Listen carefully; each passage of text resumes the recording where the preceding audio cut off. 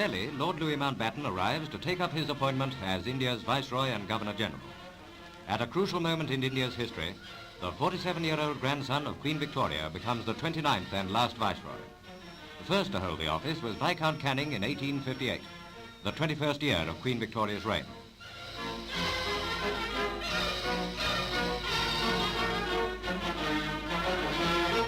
To greet the new Viceroy come the Indian leaders. Pandit Nehru, Oxford-educated leader of the Congress Party, second only to Gandhi. With Nehru, Muslim Abdul Azad, head of the influential Congress Party. Leaving Delhi's Viceregal Lodge is Lord Wavell, outgoing Viceroy. To the Governor-General's bodyguard, Field Marshal Wavell bids farewell. During his term of office, Britain made the decision to leave India. Now it is for Indian leaders to decide the future of their country.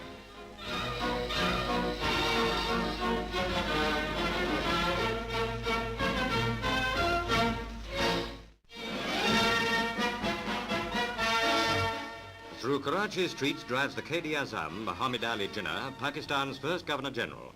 It's Karachi's first day of independence, and the crowds are out to greet him and Earl Mountbatten. On his last day as Viceroy, he is here to inaugurate the transfer of power.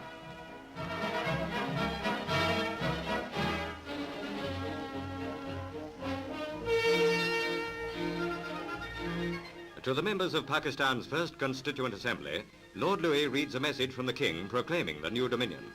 Britain and Pakistan part as friends, he said, both members of the British Commonwealth of Nations.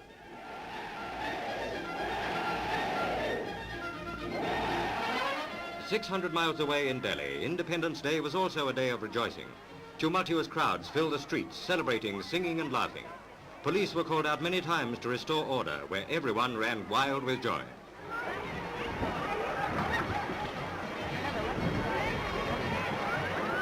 Outside the Constituent Assembly, crowds again broke through the police cordon.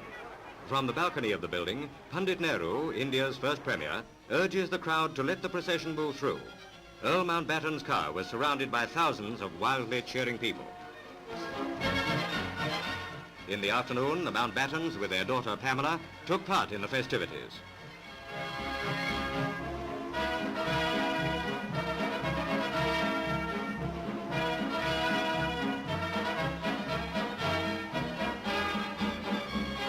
Only 6 months ago, ex-SEAC chief Lord Louis was appointed Viceroy.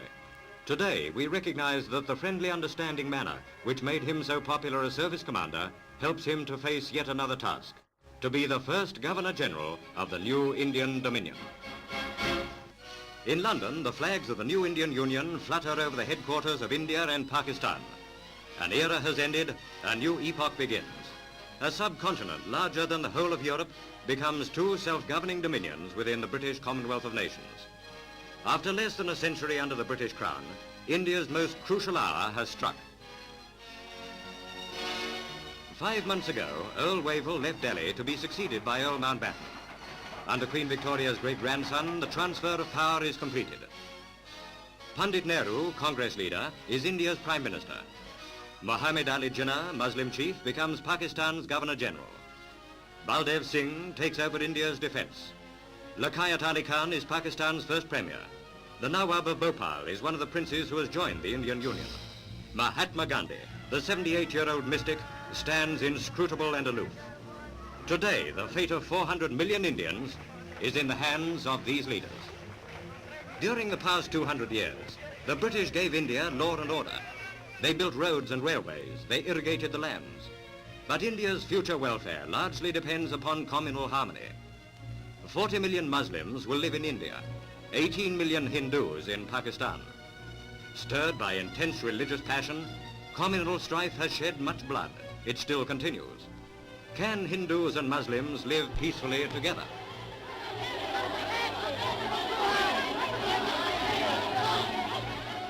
In India, nearly everyone is hungry.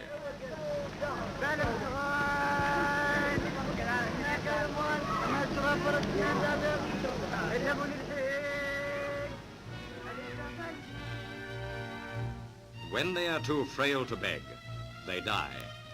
And each year, famine claims 7 million.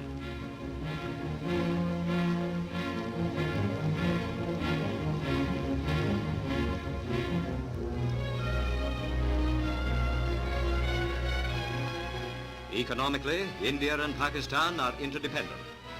Success of the new regimes may ultimately depend on whether India's leaders can improve rapidly the general standard of living.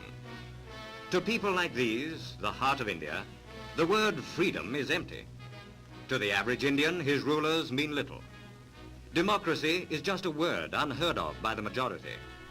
This is the real challenge to Nehru and to Jinnah. Britain has fulfilled her mission. It is for India herself now to make her destiny.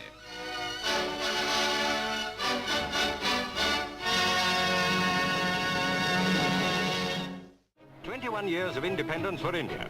And in the footsteps of her father, Pandit Nehru, Mrs. Indira Gandhi, the Prime Minister, was watched by thousands as she walked the same path that 21 years earlier he had followed with Lord Mountbatten to unfurl for the first time the Indian national flag. Along the ramparts of the historic Red Fort, she greeted diplomats from other countries and leading figures from Indian national life.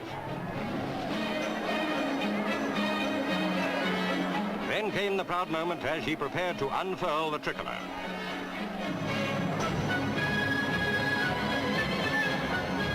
India had come of age, but Mrs. Gandhi, addressing the nation later, reminded them of the many difficulties they faced. Despite the farmers' efforts to increase food output, there was still hunger. She deplored the strikes and student demonstrations and said there must be unity.